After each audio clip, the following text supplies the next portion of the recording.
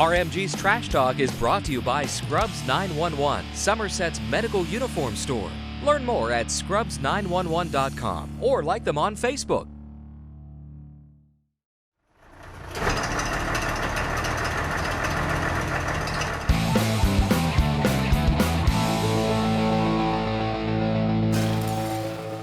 Well, hey gang, we appreciate you tuning in again, I guess, here on YouTube. It's been a long time, I know. It's been since March since we put a show together, but we've had so much going on. You have no idea some of the stuff we've had going on here. We've been in St. Louis, Knoxville, Tennessee. We've been running all around the United States doing all sorts of stuff video production-wise, but we're back. We're starting to move things into the sports season now. And again, we appreciate your patience as we do what we need to do so we could bring this to you as best as we can. Now, football season, believe it or not, is already here, fans. I know that many of you consider the start of the football season with the NFL draft. Some of you might consider spring football with the blue-white game or the blue-gold game down in Pittsburgh. But here at RMG, our football season begins, and it has begun for several years now with the Ken Lanzty All-Star Game. And we're joined by Ralph DeMarco from Ken Lanzty to talk about that today. Ralph, welcome to the show. Jarred, it's great to be here. Thanks for the invitation. I really appreciate it. Let's talk a little bit about the history of the game. For those of you that may not know, maybe you've been living in a rock or maybe in a shed out in the woods somewhere, you don't know anything about the Ken Lanzty game, one of, if not the biggest events, not just football games, but events in our region. Tell us about the game. Where did it start? Let's go back to where did it start? Well, this is the 46th consecutive year that the Ken Lanzty All-Star Game has been played. And you've got to go back 46 years to Ken Lanzty himself. He played at Cambria Heights and was injured in the game against Wimber. And the Coaches Association, SAFCA, the Southern Allegheny Football Coaches Association at that time, you're going back to the Chuck Sponskys of the world and the Emil DeMarcos of the world who put that whole thing together way back when, Art Palumbo, and they said, you know, can we do something for him? Well, let's play a game. Let's raise some money, all right? So for many years, initially the monies went back to Ken Lanzty and his family, but then it went to the Spinal Cord Society. But over the years it has evolved where the monies have gone to different groups, locations. This year at halftime there'll be 3 $1,000 checks presented to 3 different groups and organizations. And those are not finalized yet, or I'd let the cat out of the bag right now, but I don't want to do that just yet. But there'll be $3,000 given at halftime. There have been years where we've given out $10,000, but you know, got budgets and things are a little tighter than they used to be. But if the game is all about giving back to the community, it really is. A lot of operating costs involved in this because this isn't just a game. This isn't like the kids show up, maybe practice a day, throw the jersey on and go and play. This is a week-long event, is it not? Well, it's when the game ends this year, we'll start preparation for next year. There's a committee made up of coaches, former coaches, retired guys like myself, and we have a little step-by-step process that we follow, and it's a week. We're going to go in on this coming Sunday, June the 12th. We have a picnic at People's Natural Gas Park in downtown Johnstown. We house both teams at the University of Pittsburgh at Johnstown. Thursday night, there's a banquet at Sunny Hannah. Friday night is the game. There's a youth clinic on Wednesday night. So it's an event. It's a community event that involves 40 communities, all the schools in the Southern Allegheny Football Coaches Association. Leads me to my next question. I know there are many changes with the format this year. Typically it was north and south. You had your northern schools and SAFCA playing your southern schools. Both districts 5 and 6, right? The 2 districts, or is it just in this region the districts are thrown out? No, the districts are part of the process. You're right on there. There are Laurel Highlands Athletic Conference, the Western Pennsylvania Athletic Conference, WestPAC, the Heritage Conference, the ICC are where the schools come from.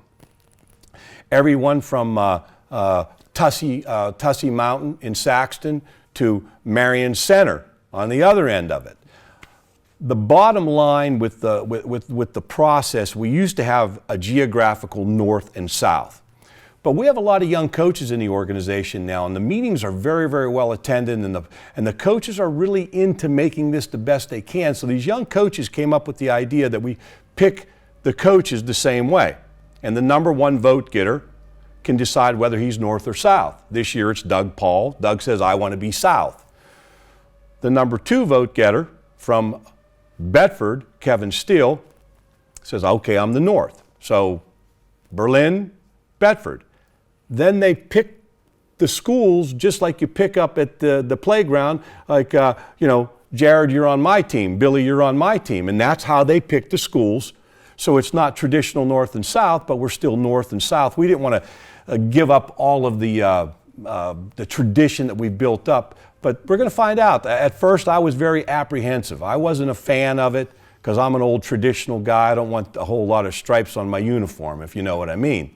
But it's exciting, and the kids seem real excited about the fact that they're going to be playing with guys that they may never have played against or even know who they are. So kind of a unique situation. And the fact that we have both teams at UPJ, the logistics are simple. The logistics are easy. Well, and I think that it adds a new element to the game where it's almost like a draft where you have the coaches working hard to level the playing field. Because let's face it, the past couple of years, the games have been kind of lopsided. It's been a while since we've seen a really tight game going into the fourth quarter. Do you think this is going to level it out? Are we going to see a closer game, a tighter game? That's the goal, and I hope that we attain that goal. The bottom line is now that you've sort of spread out your skill talent a little bit more in the sense that now all the quarterbacks aren't on the North or on the South, and that's been our problem because it's a quarterback-driven game. If you look at the rules of the game, it's a quarterback-driven game, and if you can spread out that quarterback talent, we're hoping that we're going to be able to get a more competitive game. Now, one of the differences with this game and the traditional high school game, 15-minute quarters. Why do you play 15 minutes in Ken Lanzty rather than the 12 minutes that we see in high school? Do you know the reasoning behind that? Is it to prep them for college? Because many of these kids have already declared, they're already going, they're already there. We want to be sure that there's enough time on the clock to get every player a fair amount of playing time. Okay. And what we did last year is we took a college rule. We basically play by the rules that they're very familiar with, high school rules, but we took a college rule and we put in the 40-second clock. The game was taking 3.5 hours to play. We put the 40-second clock in. We had the same number of snaps, roughly, but the game was a half an hour left. It only took 3 hours because you're putting the ball in play. You got to get up on the line of scrimmage. Coaches got to make decisions, and there were less delay of game penalties. The year before, we had 6 delay of game penalties. They take 6 delay game penalties. By the time you sort it all out, adds 10 or 15 minutes to the game. We only had 1 delay game penalty in the game last year. So that's the whole concept behind the 15-minute quarters and why we put the 40-second clock in and why we stole that college rule. Now this is a question for the football nerds out there like myself. There are a lot of different rules with this, as are traditional in all-star games.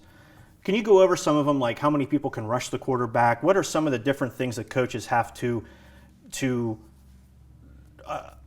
teach these players that might be different from a traditional game? I mean, you can't do a bull rush blitz or anything like that. Well, or without getting a penalty.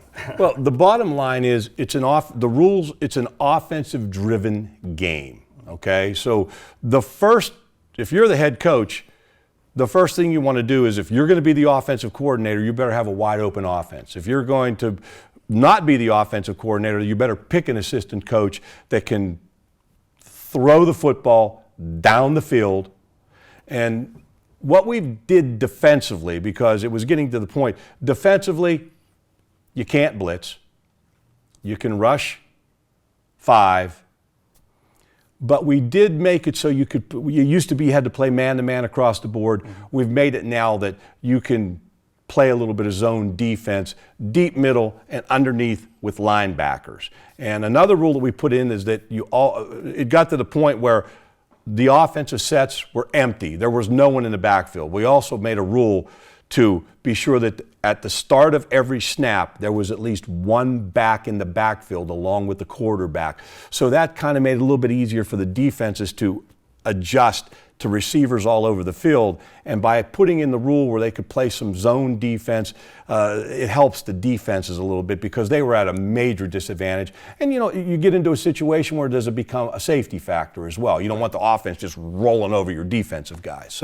But the game is driven by offense, and it's driven by quarterbacks, thus the rule change of trying to get the talent more separated than it had been for maybe even the last 6 or 7 years. Obviously, a lot of changes happening with the Lantzy game, a lot of changes happening in football, many of them geared around concussions. This year at the Lantzy game, something new, something interesting. Tell us about the concussion studies and the technology being used in this year's game. Well, Head Health out of Baton Rouge, Louisiana, they have a professional relationship with Sportsmen in Johnstown, Pennsylvania. We buy all the gear we need for the game from Sportsmen. Now they wear their high school gear, but the equipment that we need and coaches' gear and jerseys we get from Sportsmen. And Greg Hyder asked me if we would be interested. So I talked to a gentleman from Head Health in Baton Rouge, Louisiana. This spring, Penn State, Florida State, Texas A&M, and LSU were the 4 schools that he told me used these helmet sensors. And basically it's a situation where these sensors are programmed into a computer and they can tell where you're taking hits or you're giving hits in the game. Right now, the Lanzty game has made a decision that we want to be part of the solution, not part of the problem. It's about gathering data, nothing else. And they're going to use that data to continue to perfect these helmet sensors and eventually, get them out there and market them. But it has to be something that's positive. It's not just about making money. I mean, we live in the United States of America. Everybody wants to make a buck. I have no problem with that. Mm-hmm. But I want the sensors to make the game better and make the game safer. That's why we want to take part in that and be part of that. Crazy thing is they're talking that down the road, like a doctor on the sidelines could, on a computer, have every player on there and tell where they've taken all the hits. So it can then become a medical tool during the game, but that's not going to happen in our game. We're just helping them gather data. That's all we're going to do. Well, it's an important first step. It's a great way for them to get data, and it's a great way for us as a region to be put in line with the NCAA and the NFL, where they're using those players for study and to get data, and now they're using our players to get data as well. I believe we're going to be the first high school team in the country, and this company's based in Baton Rouge, Louisiana. Head Health is the name of the group, and we're going to be the first high school to actually wear, we're going to have 10 players wear the sensors. And parents are educated and they understand what's happening. Well, I got to tell you, we love being part of this whole thing. I mean, I love the game. I love the technology and the changes and how everybody's always tweaking and trying to make it as good of a game. And many things that they learn in this are perhaps applied to Laurel Highlands Conference and Westpac down the road. But one thing I like the most about this, and we're very proud to be involved with this, scholarships. Tell me a little bit about the scholarships that are available to these players and how they go about awarding the money to the kids. You're dealing with student athletes who have just graduated high school. They're all going in all different directions. Some are going to college, some are going to trade schools, some are going to go right into the workforce. Some are going to go into different types of training. Some are going to go into the military. I can't remember exactly how many years it's been since we've awarded scholarships, but to the tune of about $300,000 in the last 25 years scholarships have been given to players. The most important are the academic scholarships, and the players send their transcripts to us. There's a formula. Eber Verhosik runs with that. Eber Verhosik is an assistant coach at Richland. He coordinates with me. We work together to coordinate the game. And so there are, and you're involved in that. Romesburg media is involved, and we do appreciate that very much, that you guys give to that scholarship fund. So we recognize that there are students first, and there are, I believe, $2,000 worth of those type of scholarships. Then at the end of the game, there's an offensive back and a defensive back and an offensive lineman, a defensive lineman. So there are scholarships given based on how you played in the game. Before the game, there are 2 leadership scholarships given out after 2 very important people, named after 2 very important people who were contributors to the game. David Rizzo, Rizzo's Restaurant in Wimber is the Rizzo Scholarship. Paul Shandor, who was the coach at Black Lake Valley for many years, who passed away with cancer. Those are scholarships that are given, and the coaches And the players, who was the guy on your team that showed leadership, worked hard every day, just a good all-around person, and those are given before the game. So there's about $300,000 scholarships worth in the last 25 years. Plus, to give back to the community has been about $150,000. And like I said, this year we'll give $3,000 at halftime. It's about paying it forward, teaching these young guys, have a great time, but we want to give back to our community. That's why you're part of this. Well, you kind of stole my sizzle on that. I've got the check right here for you, and I wanted to give it to you.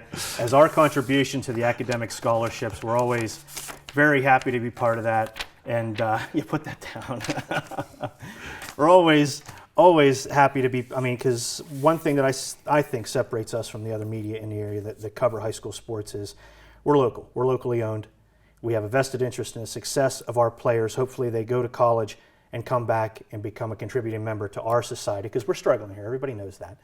And if this is our little way of trying to take the money that we make off of these kids playing and putting it back in, I'm very happy to be able to do that. Well, Jared, and I know that we do appreciate this very much. We really do. We can't run the game without people contributing to the scholarship. We really couldn't. Well, let's tell everyone, how do you contribute? If it can Joe Fan watching this right now, is there a fund for them to contribute to? If I'm a company, who do I get in contact? Tell me how we give money to the Ken It's Lanzty. as simple as this. Call Ralph DeMarco. Call me. 814-341-0384. I'm an old-fashioned kind of guy. I want to talk to people. I want to discuss it with you. I want to let you know what we're about. I'm not somebody that likes to do a lot of communication. But like I said, I still have lists. I don't have electronic lists. I got a paper list, okay? Right. But I'm managed to survive. But if you want to give back, just give me a call, and we'll make it happen, and we'll make you part of the game. That's the bottom line. And other info, kenlancy.org is the website for the event. Also, and that's completely updated now. If fans want to go there and look at the weekly schedule and roster, that's all completely updated. I saw that. It looks great. Also, RMG, not really a shameless plug. It's RMG Sports is proud to be the official video production company of the Ken Lanzty All-Star Game, and we have produced the commemorative DVD for 3 years? This is our third year doing it. We've covered it in the past and put it on YouTube, but now we work with the Lanzty Game, and this is also a fundraiser, guys. Don't think all this money goes into this rich guy Romesburg. Part of it goes back to the Lanzty Game. And we also receive other funds from you based on a certain percentage of the CD sold from the game. Correct. And obviously you got to cover your costs and make a few dollars. You got to call it what it is, all right? So visit rmgsports.net. You can pre-order or order, depending on when you're watching this, the DVD of the game. Solid production. It's not just highlight after highlight. It's the whole game. We basically take, if you remember RMG's game tape, which we'll discuss here in coming weeks with some other guests, we take the whole game and squeeze it into about an hour and a half, and we include player introductions, so every player is shown on the DVD, graphics, replays, everything that if you've watched our football coverage in the past, it's just an extended format of that, and the only way you're going to get to watch it is if you get a DVD. It's the ultimate pay-per-view. You pay for the DVD, and then you can view it. So we're excited to be part of that again, Ralph, and I also know that you say you're retired, but now you're in broadcasting, you've got a radio show. When can I hear your show? When's it on? Where's it on? Laurel Highlands Live, it's on the AM, 1490 AM, WNTJ, 990 WLLI, simultaneously, 7 a.m. to 9 a.m., Monday through Friday. It's all about positives. We don't deal in any negatives. We don't throw anybody under the bus. We deal with groups, businesses, individuals, organizations doing positive things in the communities. We're not looking for any negatives. We don't believe that positives are pushed enough in our world, and that's why we're doing it. Well, one of the most positive things we have is our Lanzty Game. It is the best kids from our area duking it out one more time. The game is Friday, the 17th of June. 17th of June. Kickoff is at 7, but guys, I'm telling you, get there at 6:30. The place is packed. It's packed. I'm not BSing you. It's packed. It is one of the biggest events, if not the biggest event. People say Sunny Hannah, okay. People say the AAABA, okay. But those aren't all our kids. These are all our kids. And come out, show up for them, check them out. It's a fantastic event. We're very proud to be part of it. And Ralph, we appreciate your time coming down here today. Thanks. I really appreciate you having me, and thanks for your support of the game. We really do appreciate it very much.